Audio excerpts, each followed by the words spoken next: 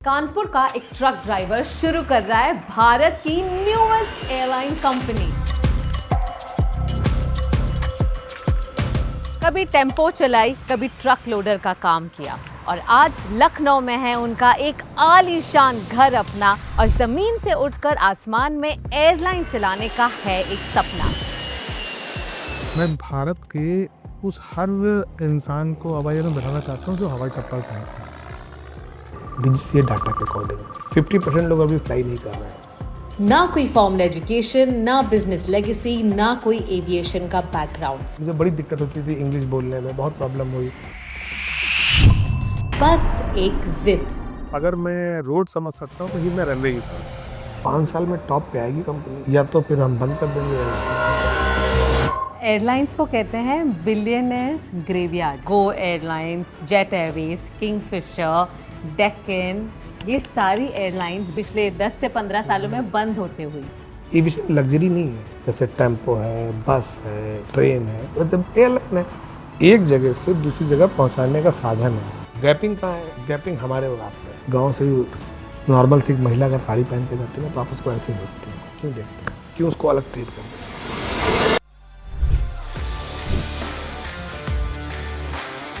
मेरे पास लगभग कुछ नहीं तो 21 से 22 गाड़ियाँ होंगी। लैम्बोर्गिनी बहुत अच्छी लगती चलाने में। आप इसका साउंड सुनिए, ये जो स्टार्टिंग बटन है सेम डिक्टो प्लेन्स। जो आपकी लैम्बोर्गिनी यहाँ है 6.5-7 करोड़ की है। एक एयरबस का क्या कॉस्ट होता है? 800-850 करोड़ रुपए के साथ। आपके पास कितनी एयरक्राफ्ट हैं? 3 अभी ली है, 2 और लाइनअप पे लगी है, 5 हैं। ये है भारत, जहाँ कहानियां सिर्फ बनती नहीं, उड़ान लेती हैं। On this episode of stories from Bharat on Curly Tales, मैं आई हूँ लखनऊ मिलने founder and MD of Shankh Air Shravan Kumar Vishwakarma से, जो अपनी नई एयरलाइन लॉन्च करने में पूरी तरह से व्यस्त है। तो हम कर्ली टेल्स वालों को और हमारे एम्प्लॉइज को डिस्काउंट मिलेगा? अरे आप कभी फ्री में उड़वा दें।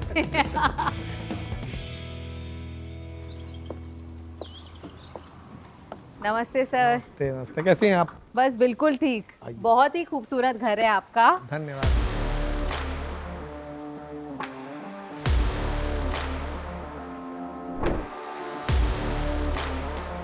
कब से रह रहे हैं आप यहाँ? लखनऊ में तो हो गया कम से कम 14-15 साल, बट यहाँ भी मैं जल्दी आया हूँ। जब घर पे बनाया है, इससे थोड़ा सा बड़ा बनाना है, घर अच्छा सा। अच्छा। लोग कहते हैं भी कम खूबसूरत है। और तो बचपन में ही था सपना कि इतना बड़ा आलीशान नहीं, घर बचपन में चाहिए? कोई सपना नहीं था कि अच्छा। आलीशान घर लेना। बचपन में यही था कि इन परिस्थितियों से निकल के ऊपर आइए। जब आप संघर्ष में होते हैं ना, तो आपके सपने नहीं होते। आपको तो ये होता है कि आज मेरा कट जाए दिन। उस समय तो जो मिल जाए वही सब बढ़िया है। उसमें तो 2 रोटी भी मिली तो वो भी अच्छी है, नहीं मिली तो भी अच्छी। वो उस टाइप की कोई कहे कि मैं तब छोटा था तो मैं सोचता था, ये मिथ है। वो चीज़ें ना, वो भगवान ऑटो मोड पे बनाता है। ऐसा नहीं है कि कोई हमने प्लान करा था कि नहीं हम इतना बड़ा डेवलपमेंट करेंगे या ऐसा करेंगे या हम कभी एयरलाइन उड़ाएंगे। नहीं ना, कभी नहीं सोचा था। वो होती गई चीज़ें, ऊपर वाला बनाता चला गया। क्या बात है। अभी संघर्ष के तो आप बहुत ऊपर है, भगवान की कृपा है। आज आपके पास 500 ट्रक टेम्पोज हैं। गाड़ियां भी कई सारी हैं आपके पास यहाँ। और सारी फैंसी कार्स है यहाँ। कम है और गाड़ियां और है मेरे पास प्रेजेंट टाइम पर। अच्छा। बट यहाँ पे मौके पे कम है। 21 से 22 गाड़ियाँ हैं। गाड़ियों का इतना शौक है या? हाँ, गाड़ियों का शौक है। एक ही चीज़ का शौक है, सिर्फ गाड़ियों का। मुझे लैम्बोर्गिनी बहुत अच्छी लगती चलाने में, और सबसे पहले मुझे जो पसंद थी वो स्कॉर्पियो थी एंड फॉर्च्यूनर थी। अब मुझे इस समय लैम्बोर्गिनी बहुत अच्छी लगती चलाने में। आपके पास यहाँ BMW है, मर्सिडीज है, सारे ब्रांड की डिफेंडर गाड़ी है, है, फॉर्च्यूनर है, स्कॉर्पियो भी है, छोटी वैगनआर भी है मेरे पास। ट्रक चलाने में ज्यादा मजा आता है या ये गाड़ियाँ चलाने में? ट्रक। अच्छा। उसका फील अलग है। जो डिफरेंट चीज क्रिएट करे वही अच्छी लगती है। जो सब चीजें रहती है वो सिंपल रहती है, वो अच्छी नहीं लगती। ट्रक का एक अलग मजा है उसमें। कितने सालों तक आपने ट्रक चलाई? मैंने टेम्पो चलाई, खुद चलाई। पता नहीं जब आपके वहाँ तो वो चलता है ना, बॉम्बे वगैरह में ऑटो। हाँ जी। हाँ, तो समझ लीजिए ऑटो खुद ही चलाया, खुद ही सवारी बैठा ली, खुद ही उतारी। मैं बहुत उत्सुक हूँ आपकी जर्नी जानने के लिए। 1 घंटे में ना आप जान नहीं पाएंगे।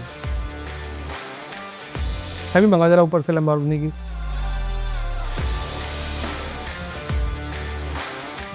आपकी शर्ट पे लिखा है SKV। श्रवण हर्ष कुमार विश्वकर्मा। हर शर्ट पर आपने ये करवाया हुआ? लगभग हर शर्ट पे रहता है। कोई वजह? ऐसे टेलर ने कहा ये लिख दें, तो मैंने कहा लिख दीजिए। उसका वो सुनाता हूँ, उसका साउंड सुनिएगा। अभी आप इसका साउंड सुनिए, ये जो स्टार्टिंग बटन है सेम डिक्टो प्लेन्स की तरीके होती है, प्लेन भी ऐसे बिल्कुल सेम हूबहू होता है। अच्छा। आप सुनिएगा, वाह। अभी मैं कुछ नहीं कर रहा हूँ, देखिए अंदर से ना फील देता हूँ। एक शेर वाली फील Yes. देती है। मतलब एक आपको अन्य गाड़ी में फील नहीं देता है। ये गाड़ी का क्या प्राइस है वैसे? इस समय मुझे लगता है आई थिंक 6.5-7 करोड़ का, 6.5-7 करोड़ रुपए। की गाड़ी। 2 लैम्बोर्गिनी है मेरे पास, एक ब्लू एंड एक येलो। और अभी मैं आरआर का प्लान कर रहा हूँ, मोस्टली जल्दी मैं उसको भी ला रहा हूँ। ग्लास पूरे बंद कर लीजिए, आपको बिल्कुल आवाज नहीं आती है। और सब गाड़ियों का नंबर भी कुछ खास रखा है आपने? मेरी सारी गाड़ियों के नंबर के लास्ट में आपको 79 मिलेगी। तो सारे मेरी जितनी भी ट्रक्स हैं हाँ जी। सब में 79, और मेरी जितनी कार है उसमें 79 आपको मिलेगी। कोई खास वजह, लकी नंबर है ये नहीं आपका? नहीं, लकी की कुछ नहीं होता है, वो सब कुछ ऐसे बस रख लिया। बस बढ़ती चीजें पसंद है, घटती चीजें पसंद नहीं है। तो लास्ट ना 2 ही डिजिट ऐसे हैं जो बढ़ रहे हैं, 7 और 9। आइए वेलकम।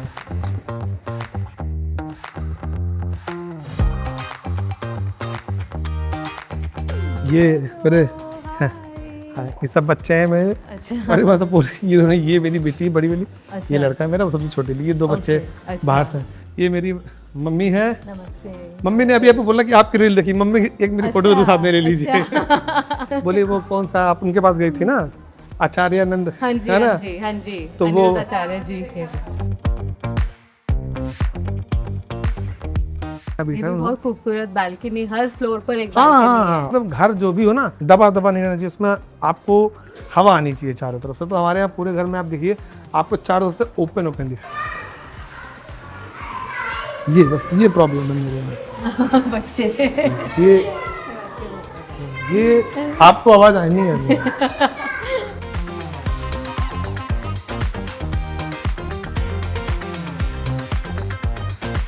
कहाँ था आपका बचपन? बाई बर्थ मेरा यहाँ से आप जाएंगे 60 किलोमीटर दूर एक उन्नाव सिटी पड़ती है, वहाँ पे मैं हुआ था। बहुत मध्यम गांव था, एक बहुत नॉर्मल फैमिली थी। हमारे फादर एक तरीके से फार्मर कह लीजिए। पढ़ाई में ध्यान था आपका? था मेरा, बट क्या था कि फैमिली के हाथ में अच्छे नहीं थे, तो वो मुझे थोड़ा सा मूव करना पड़ा पकड़ से।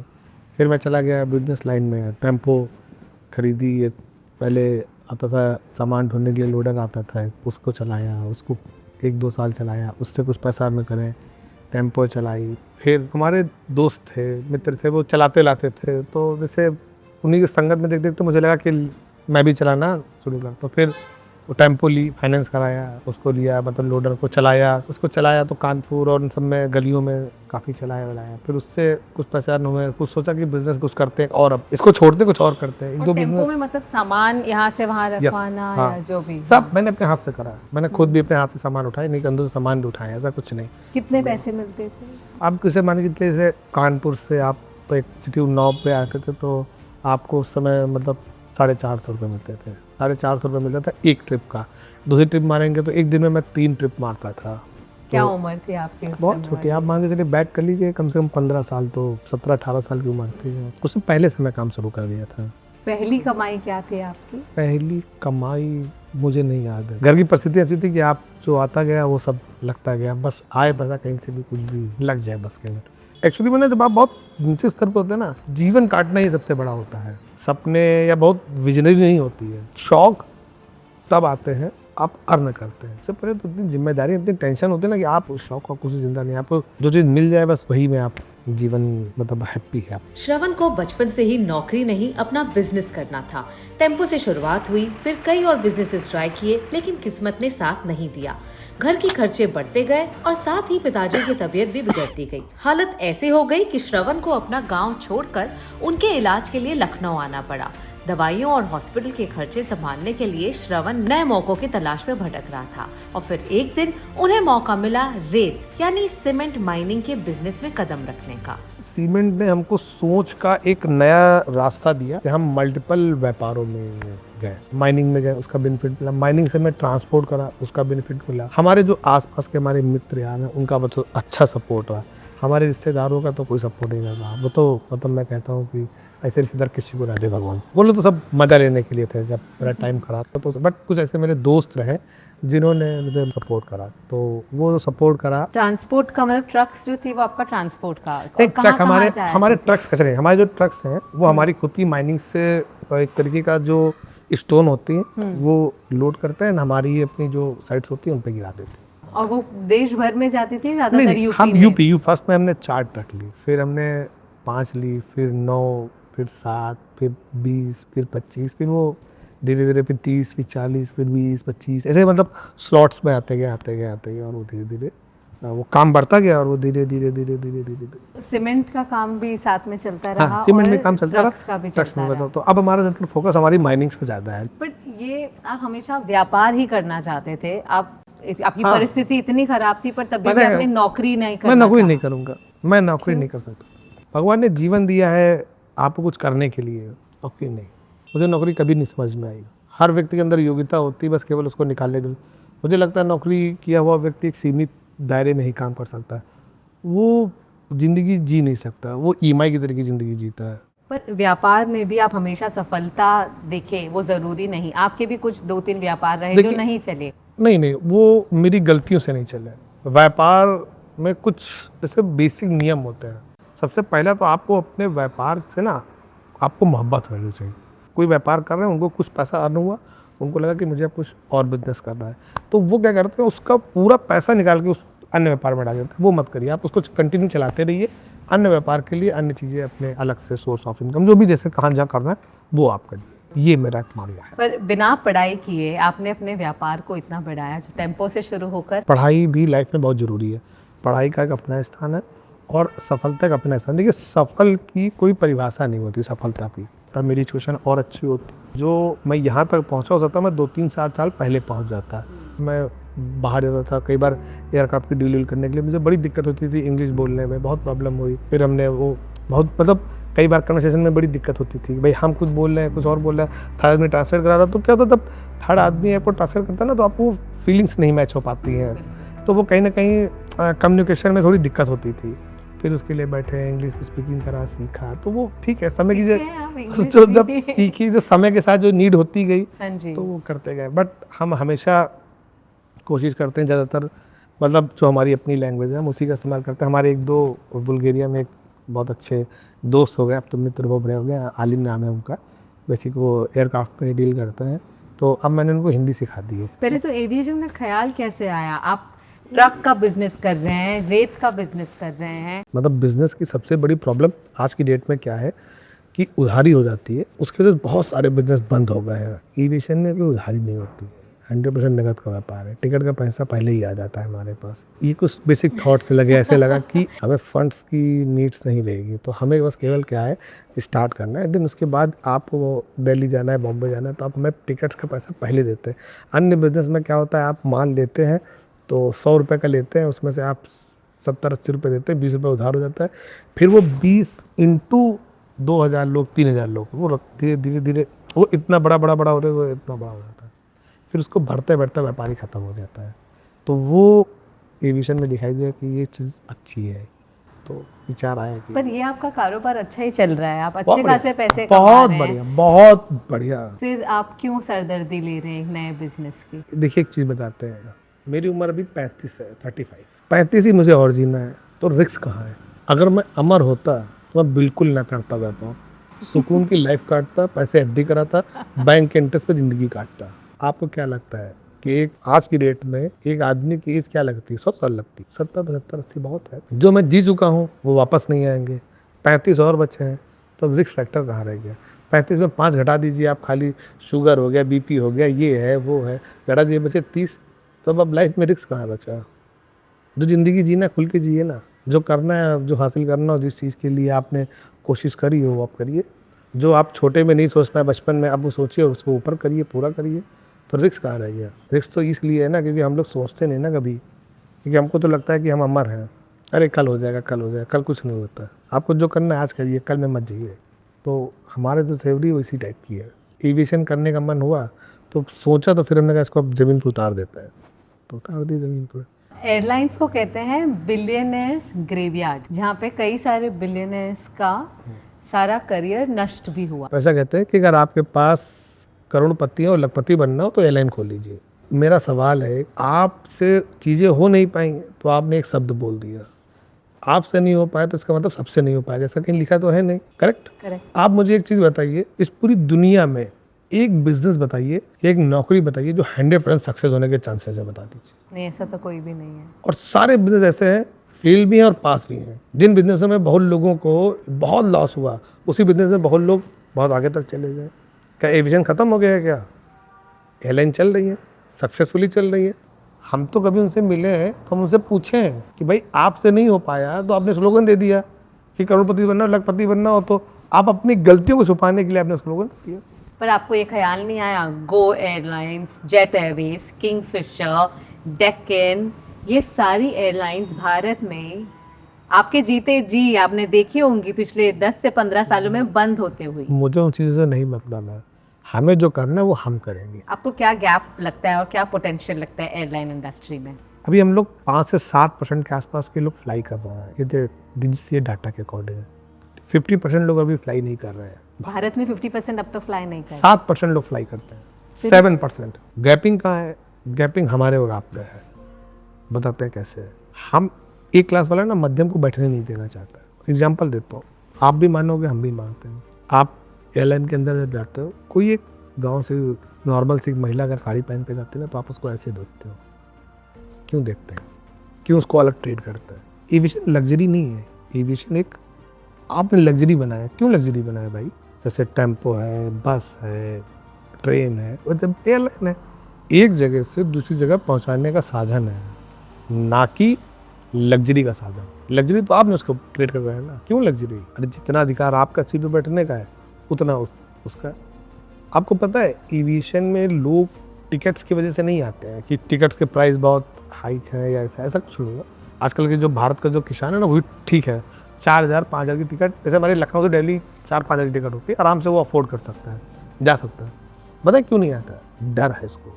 वो जाता है एयरपोर्ट्स पे, चीज़ें समझ नहीं पाता है।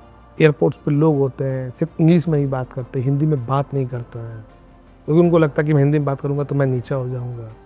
ये डर है, वो उस डर की वजह से नहीं जाता है। गाँव की लेडीज़ें हैं, बच्चे पढ़े लिख के अच्छे हो गए, वो कहते हैं कि माँ चली जाओ या दादी चली जाओ, वो कहते नहीं बेटा मैं गाड़ी से जाऊँगी, क्योंकि उनको डर है कि वहाँ हम जाएँ बोल नहीं पाएंगे, हमें पता नहीं है। अच्छा, कैबिन क्रू भी क्या करती है, वैसे रिएक्ट करती हैं, इंग्लिश में ही बात करती हैं, जान गई हैं कि गाँव से, फिर भी एयरपोर्ट भी लोग वैसे ही करते हैं। तो ये गैपिंग है। प्रॉब्लम पैसे की नहीं है। कुछ लोग आते हैं, बड़े बड़े लोग आते हैं कि यहाँ पे ये एयरपोर्ट पे महंगा है, एयरपोर्ट पे इसको सस्ता कर लीजिए, एयरपोर्ट्स पे ये चीज़ें, ये सब क्या है? आप करना है, सही करना है ना, तो आप बेसिक चीज़ सही करिए ना, लाइए ना, उस मध्यम को बैठा लिए। वो आप तभी कर पाएंगे जब आपको उसका अनुभव होगा, आपने वो फेस देखा होगा। आपने देखा है?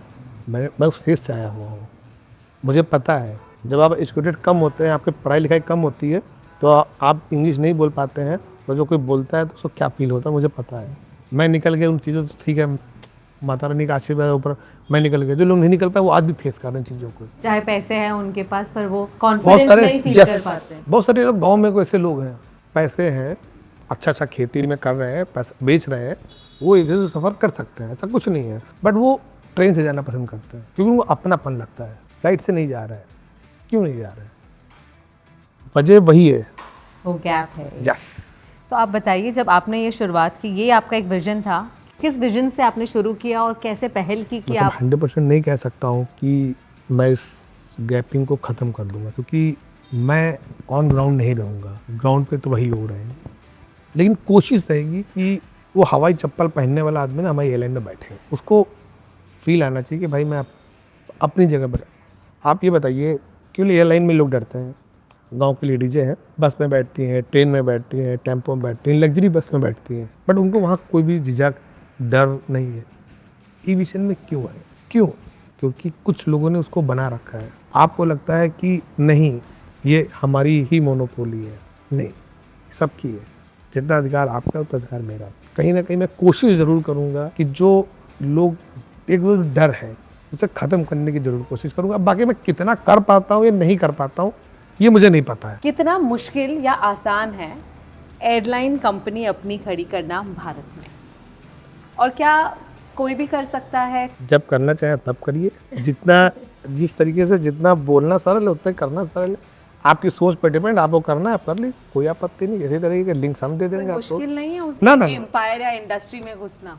कुछ भी नहीं, सब नॉर्मल, आराम से आप कर सकते हैं। किसी सरकार आपको पूरा सपोर्ट करती है, कहीं कोई भी एक पैसे की दिक्कत नहीं। क्या आपको सबने सीरियसली लिया था जब आपने उन्हें कहा कि आप एक एविएशन इंडस्ट्री में अपनी एयरलाइन शुरू करना चाहते हैं? क्या लोग मान गए आसानी से? लोग माने ना माने उससे क्या फर्क पड़ता। मैंने पहले कहना, लोग क्या कहते हैं उससे मुझे कोई फर्क नहीं पड़ता। मुझे करना है, मुझे लोगों से क्या मतलब है। किस तरह का ड्यू डिलिजेंस होता है कि आपके पास इतने पैसे होने चाहिए, ऐसा पेपर वर्क होना चाहिए, एक ऐसी कोई चेकलिस्ट तो होगी? हाँ, कहीं भी जाते हैं तो चेकलिस्ट तो मिलती है ना, उस चेकलिस्ट को आपको फुलफिल तो करना ही पड़ेगा। तो हमने भी उस चेकलिस्ट को फुलफिल करा है।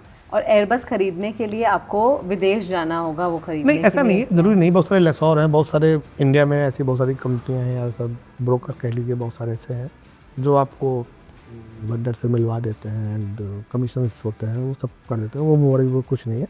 एयरबस का यहाँ पर दिल्ली में ऑफिस है, आप जाइए उनसे बात करिए, उनसे मिलिए, जो आपको परचेज़ करना है, जो उनके चेकलिस्ट होती है उनको फुलफिल करिए एंड गो। पर क्या पॉलिटिक्स, मोनोपोली, ये सब इश्यूज नहीं होते हैं इंडस्ट्री में? देखिए, हर इंडस्ट्रीज में कुछ ना कुछ तो डिस्प्यूट है ही। अब आप हर चीज़ों को सोचेंगे फिर धंधा कहाँ कर पाएंगे। तो चैलेंजेस तो हर चीज़ में है, तो नॉर्मल लाइफ में भी है। वो तो आपको किस तरीके से देखते चीज़ें उस तरीके से आपको दिखाई देंगी। आपको लगेगा नहीं आपको काम में जो करना ही करना है तो आप कर ले जाएंगे। पर कितनी सपोर्टिव है ये इंडस्ट्री या गवर्नमेंट? गवर्नमेंट से फुल सपोर्ट है, गवर्नमेंट से कोई दिक्कत नहीं। एयरलाइन चलाने के लिए कई सारे अलग अलग पहलू होते हैं, लॉजिस्टिक्स होता है, ऑपरेशन होता है, आपका जो क्रू है उसकी ट्रेनिंग होती है, उन सब में किस तरह से होगा? उनकी सबकी प्रॉपर टीम होती है, पूरा मैनेजमेंट बैठता है। हमारे नीचे कम से कम ऑलमोस्ट मान के चलिए टॉप मैनेजमेंट में कम से कम 30-32 लोग बैठे हैं, प्लस उनके नीचे जो लोग बैठे हैं एक बड़ी टीम बनती है, 4-5-6 लोगों की टीम बैठती है, वो पूरा हैंडल करती है। टेक्निकल का अलग होता है, ऑपरेशन से अलग होता है, कैबिन क्रू की ट्रेनिंग के लिए अलग है, सेफ्टी के लिए अलग है। हर डिपार्टमेंट के लिए अलग अलग लोग नीचे बैठे हुए हैं और वो उसको करते हैं। हम उसमें किसी भी तरह का कोई भी इंटरफेयर नहीं करते हैं। जो मेरा काम है मैं वो काम करता हूँ, बाकी मैं टेक्निकल और अन्य चीज़ों में मैं बिल्कुल नहीं बोलता हूँ। जो सही लगता है वो लोग करते हैं। आपने बताया जो आपकी लैम्बोर्गिनी यहाँ है 6.5-7 करोड़ की है, एक एयरबस का क्या कॉस्ट होता है? इस समय पकड़ लीजिए लगभग इंडियन रुपीज़ के हिसाब से 800-850 करोड़ रुपए के साथ। 800-850 करोड़। क्योंकि अब इसमें $93 या 90 से कुछ ऐसे आसपास है ना। जब 80 मतलब डॉलर के हिसाब से वो रेट फ्लक्चुएट करता है, तो इस समय ये कॉस्ट पड़ेगी आप। तो 800 करोड़ की एक एयरक्राफ्ट, आपके पास कितनी एयरक्राफ्ट हैं? 3 अभी ली हैं, 2 और लाइनअप पे लगी है, 5 हैं। तो इसका कॉस्ट रिकवर करना आसान होगा सिर्फ टिकट से या? नहीं, वो टिकट है, लॉजिस्टिक है, वो रिकवर हो जाता है। फाइनेंस मोड पे होता है ना, जैसे आप बैंक से फाइनेंस लेते हैं उसी तरीके से फाइनेंस होता है। आपको EMI टाइप का पे करना है, तो वो सिंपल था, तो उसमें बहुत ज़्यादा कोई टफ टास्क नहीं है। आप बहुत शौकीन हैं। आप मैंने देखा कि आप अपनी लाइफ भी अच्छे से जीते हैं, अच्छा घर, अच्छी गाड़ियाँ। जब तक आप खर्च नहीं करेंगे तब तक आपको कमाना नहीं आएगा। पैसा बचाने से ना आप अपनी योग्यता को दबा देते हैं। पैसा खर्च करिए, रिस्क लीजिए, तो आपको कमाने का वो रहेगा। मुझे लगता है कि आप अपने खर्चे जब बड़े करेंगे तभी आप पैसा कमाना सीखेंगे। आपको कोई काम करना है, उसके लिए मोटिवेशन की क्या ज़रूरत है? सपना मेरा है एयरलाइन उड़ाने का, तो उसके जो प्रति त्याग होगा, जो समस्या होंगी वो मुझे उठानी है। सिंपल हो गया, तो मोटिवेशन कहाँ से जरूरत पड़ी? कैसा लगता है जब कहते हैं कि एक टेम्पो वाला अब अपनी एक एयरलाइन शुरू कर रहा है? कुछ नहीं लगता है, वो जो उनका काम है कहने का वो कह रहे हैं, हमारा काम है शुरू करने का, हम शुरू कर रहे हैं। लोगों का सोचना है कि बड़े बिजनेसेस सिर्फ बड़े शहरों में ही बने जाते हैं। वो एक मिथ है, सोच है, सोच को आप कुछ भी कर सकते हैं ना भाई। आप सोच लीजिए, टेबल जो है फाइबर की नहीं है, पत्थर की है, तो हम क्या कर सकते हैं? जस्टिफाई करने के लिए जरूर जाएंगे आपको। पर क्या आपको लगता है Tier 2, Tier 3 सिटीज़ में बहुत टैलेंट है जहाँ से भारत के नेक्स्ट बिग बिजनेसेस आ रहे हैं? 100% अब आएंगे, देखिएगा। सोच में ना थोड़ा थोड़ा तोड़ रहे हैं, जो वो जंजीरें थी ना पैरों में जकड़ी थी, वो तोड़ के आगे बढ़ रहे हैं। रिस्क लेने की कैपेसिटी लोगों की बढ़ रही है। और एम्प्लॉयमेंट आज शंख एयर में कितने लोग काम कर रहे हैं? शंख एयर में अभी तो माने स्टार्ट भर्ती चली रही है, तो ऑलमोस्ट मुझे लगता है कि टाइम ठीक होगा तो लगभग मान के चलिए 500 से 700 आदमी की फील्ड बनेगी। बट अभी हमारे ट्रेडिंग में मतलब जो हमारी पेरेंट कंपनी है उसमें लगभग इस समय 600 से 700 आदमी ऑलरेडी है इस समय। 5 साल में टॉप पे आएगी कंपनी, या तो फिर हम बंद कर देंगे एयरलाइन। बंद करने की भी हिम्मत क्या होती है? अरे बिजनेस कर रहे हैं, आपका नहीं चला, आपने बंद कर दिया। आपको कभी डर या इनसिक्योरिटी? नहीं, ये सब कुछ नहीं, ये सब डर बना कोई नहीं, ये सब बेकार की बात है। टिकट का प्राइसिंग कैसा होगा? नॉर्मल होगा, ना बहुत ज़्यादा बढ़ेगा ना बहुत ज़्यादा घटेगा, नॉर्मल रहेगा। दूसरी चीज़ क्या रहेगी कि टिकट के प्राइसिंग जो फैसिलिटेट होते हैं वो नहीं करेंगे। अच्छा, तो स्टैंडर्ड होगा। बदलाव हम करेंगे। क्या होता है ना कि अगर आपको कुछ अलग करना है तो आपको अपनी एक लाइन अलग खींचनी पड़ती है। अगर आपने अपनी अलग लाइन नहीं खींची, किसी भी आप व्यापार में हो, आपका चाहे व्यापार हो चाहे मेरा, किसी भी, अगर आपको अलग करना है तो आपको एक अपनी लाइन खींचनी पड़ेगी।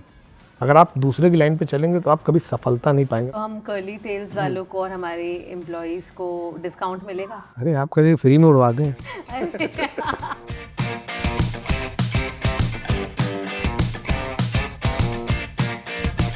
ये है लखनऊ में शंख एयर का हेडक्वार्टर्स, जहां से एक नई उड़ान की तैयारी चल रही है। जुलाई अगस्त के आसपास पहली फ्लाइट एक्सपेक्टेड है और इस एक उड़ान के पीछे करीब 500 से 600 लोग अलग अलग डिपार्टमेंट्स में मिल के काम कर रहे हैं, रोज ट्रेनिंग, प्लानिंग और एग्जीक्यूशन के थ्रू। आपकी दिल्ली से मुंबई की हमारी लगभग फ्लाइटें रहेंगी, एक दिन में लगभग 6 फ्लाइटें रहेंगी। लखनऊ से बॉम्बे 2 फ्लाइट है दिन में, से गोवा की 1 फ्लाइट है, चंडीगढ़ है 1 फ्लाइट है, जयपुर की 1 सिंगल फ्लाइट्स है। इन सेक्टर्स में एक फर्स्ट अभी जो शुरुआत कर रहे हैं उन्हीं से हम फर्स्ट फेज में 3 एयरक्राफ्ट ला रहे हैं, ओवरऑल 5 ला रहे हैं, बट 3 अभी आ जा रहे हैं और 2 जो हैं वो हमारे आएंगे लगभग तो 3 से 4 महीने के बाद आएंगे। मान 2026 के इन ख़त्म होते होते 10 एयरक्राफ्ट के आसपास हमारी प्लानिंग से कि हम अपने को इन कर लें। और ये कौन सी एयरक्राफ्ट आ रही है? एयरबस या 320 और बोइंग? 321 नहीं एयरबस, सारी एयरबस। सब एयरबस।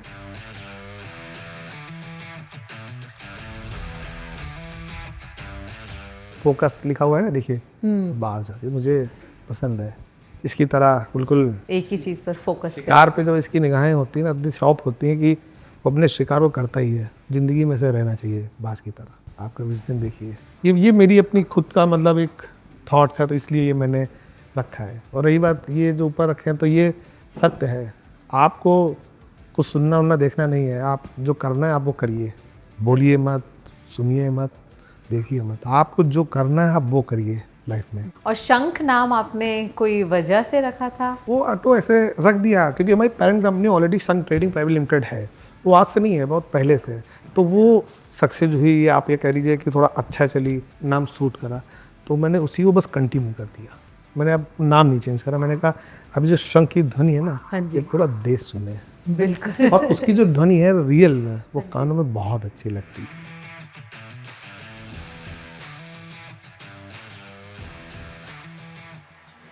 आज आप आई होती तो मेरी उसमें आई होती।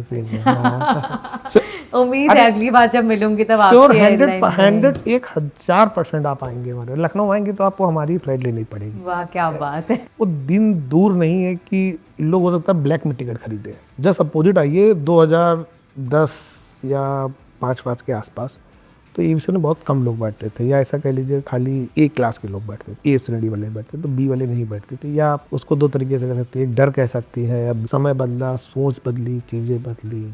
अब आप देखिए, अब मैक्सिमम फ्लाइट आप फुल पाएंगे, फुल्ली होती है मतलब ज्यादातर। 80% के आसपास, प्लस अब ए बी सब लोग बैठ रहे हैं।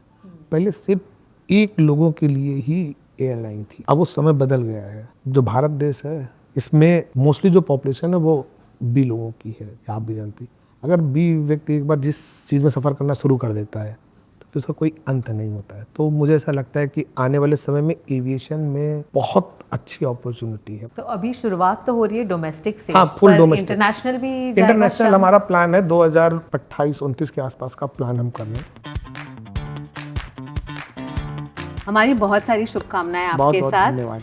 धन्यवाद कि आपने अपना समय दिया नहीं, हमें। और हम वेट कर रहे हैं कब शंख एयर लॉन्च करेगा। जल्द लॉन्च होगा, जिस दिन होगा तो मैं आपको जरूर बुलाऊंगा। हाँ जी, हम फर्स्ट पैसेंजर्स बनना चाहेंगे आपकी बिल्कुल, एयरलाइन के, बिल्कुल, क्योंकि ये एक भारत की ग्रोथ स्टोरी है। हाँ। और ये स्टोरीज फ्रॉम भारत का जो हमारा शो है, हम उन्हीं एंटरप्रेन्योर्स को सेलिब्रेट करते हैं जिन्होंने हिम्मत रखी सपना देखने की और उस सपने को पूरा कर दी।